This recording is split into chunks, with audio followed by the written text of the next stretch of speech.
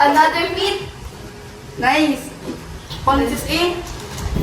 Hi guys, so good afternoon. It's already 2:49 p.m. and finally nandito na kami sa Pinas. So dumating kami kahapon. Actually hindi na ako nakapag-video kung ano yung mga nangyari kahapon, pero sobrang pagod, ganyan.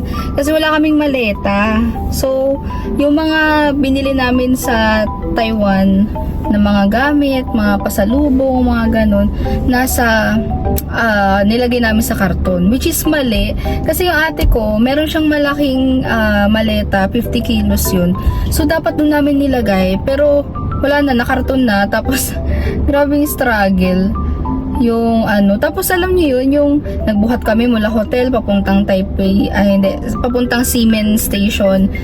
Pwede naman pala kami mag-taxi. Yung mga ganon, mga ang daming nangyari. Tapos buhat-buhat namin yung karton papuntang tapos ang daming nangyari, like yung SIM card ni ate na nakaplan dun. Akala niya yung SIM card na nasa akin, yun yung 1 year na SIM card niya, yung babayaran niya for a year.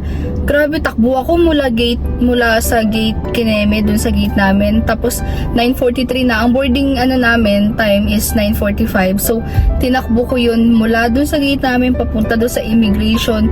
Sobrang pagod. As in, sobrang stress. Ganyan. Pero yun naman, okay naman lahat. Nakauwi ng ligtas. Alam niyo yun guys, yung feeling na, di ba nga, syempre 2 weeks tayong nag-stay dun sa Taiwan. So nandun yung feeling na ang sarap umuwi. Siguro kasi lumindol kasi kaya ganun. Atras lang tayo. Kasi kukunin ko yung 2 kong anak ngayong araw. Ay, sobrang miss ko na yun. Tsaka gaalala ko kasi namatayan ng aso yung nag-alaga. May parbo. Sana wag naman. Kaya ipapacheck up, baka this week papacheck up ko, papatest ko, baka na parbo yung yung mga alaga ko. Kasi mahirap na, 'di ba? Kahit sabihin mong hindi sila tinamaan, kung na-expose sila sa ganun, baka mamaya meron din sila.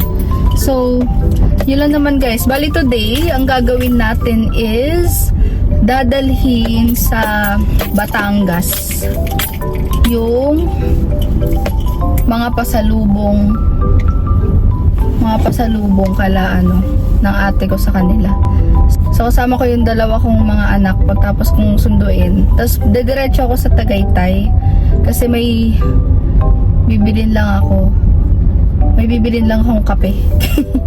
Kape, Starbucks. Yata yan. Hindi, kasi malapit na yun Batangas tapos Tagaytay. So, pupunta ko muna yung sarado yung daan. Hala, di ako marunong pumunta ng Litex. Shemay. Sarado yung daanan, guys. Tapos yung bahay namin nandun lang. Oh, shit. What should I do? Hindi ko alam yung daan dito. Palitex. Ano ba yan? So, kamusta naman?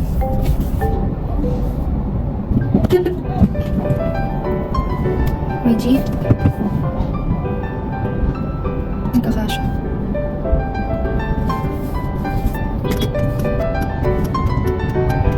Struggle is real. Sa lubong.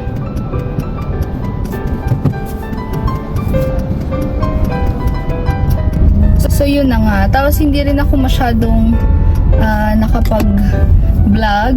Kasi nga, as what I said, 'di ba, nung sa vlog ko, hindi talaga kami nagbakasyon dun for yung parang naglakad-lakad. Una, may trabaho kami.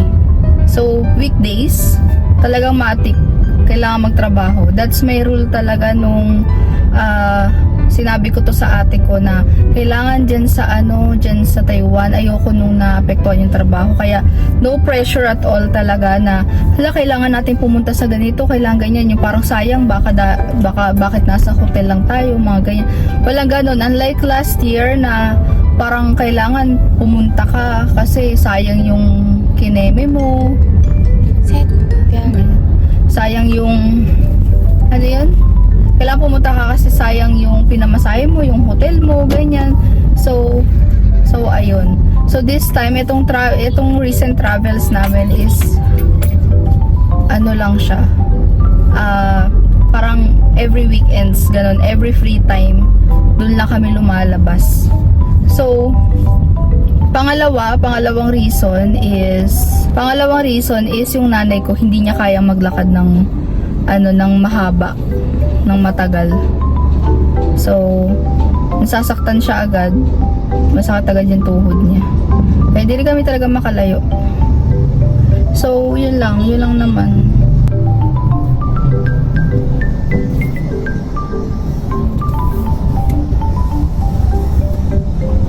May gusto tayong binubungkal dito. Hindi ko na nga alam guys kung marunong pa ako mag-drive. Pero marunong pa naman. Hindi na kaya pa. So actually, hindi ko alam saan ako papunta. So, bahala na si Batman. Hindi ko talaga alam. Doon yung latex. So baka kakaliwa ako. Yun lang. Wait for a while. So, yun lang guys. Update ko na lang kayo later kasi medyo mainit. Naarawan yung cellphone ko. So, may video na lang ako. So, yun lang guys. Bye!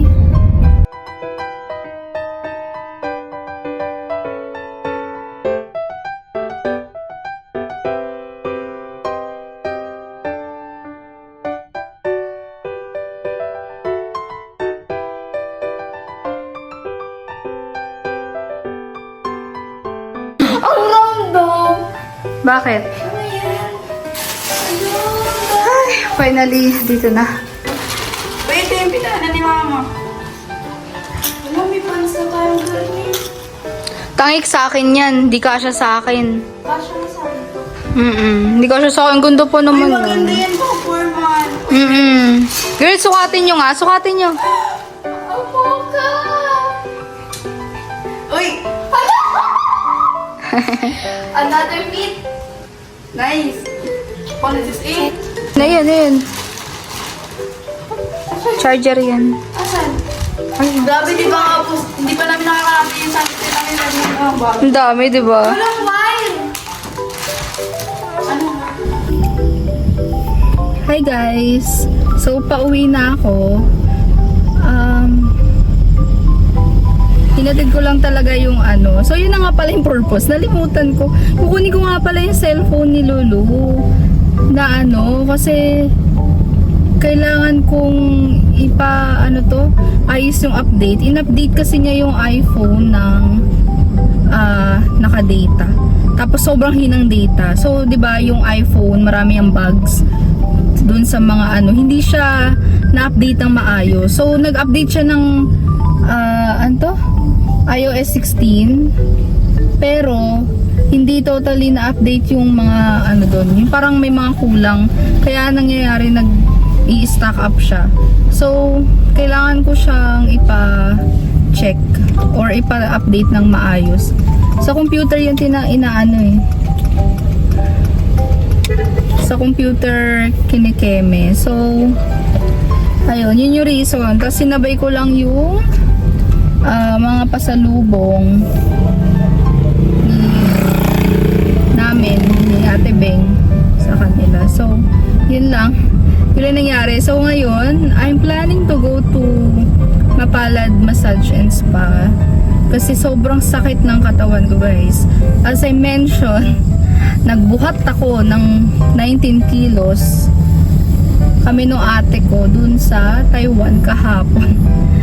Dahil dun sa mga dala. And pagising ko parang di ako makakilos. Wala, masakit talaga. So,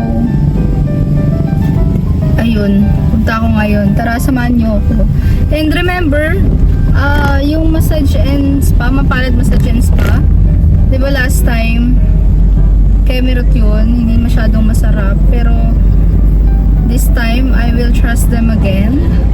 And I hope it will be a relaxing massage for me. So, yun lang naman guys. Update ko kayo later. Medyo feeling ko gagabihin na talaga ako pag-uwi. Kasi malayo-layo pa to eh. 3 hours. Kanina diba 2:49 PM ako nagsabi ng oras. Ngayon it's already 7:37 PM. Medyo matagal yung biyahe ko. So, yun lang. Bye! Hi guys! Kakatapos lang mamasahe.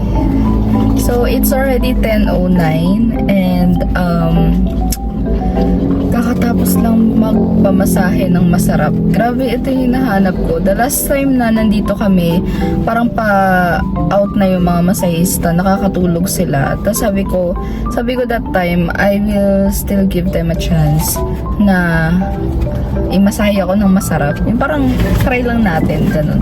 So, ito na nga. Alam ko kasi masarap talaga sila maghilot. Then, siguro talaga inaantok lang sila that time. Pero, ito, nagpamasahe ako mga alas 8 yung Natapos kami 10:09. So, ayun. So, sobrang sarap. Grabe yung bawing-bawi. Alam niyo yung feeling na yung binuhat ko kahapon, nawala. Natanggal yung mga lamig, natanggal yung sakit. Pero still, pag kinabukasan, masakit to eh. Pero ang sarap. Dapat pala sasabihin yung hard para pag i-control na lang nila kapag nasasaktan ka, ganun. So, yun lang naman guys. Bali, ang sabi ng ate ko, doon na lang ako sa kanila matulog. Kaso, ayoko. Wala akong dalang laptop. So, bukas kasi ng umaga mag-work ako. And, kahit 10:09 na, bibili na lang ako ng kape and mamaya, bibili na lang ako ng kape mamaya para medyo gising. Kaya, ayun, uwi ako ngayon. Siguro mga 1 na ako makakarating kung tuloy-tuloy at di ako mag-i-stop. So, yun lang naman guys. Bali, mamaya ako na lang i-end yung video. So, yun lang guys. Tara, uwi na tayo. Sarap. Amazing. Bye!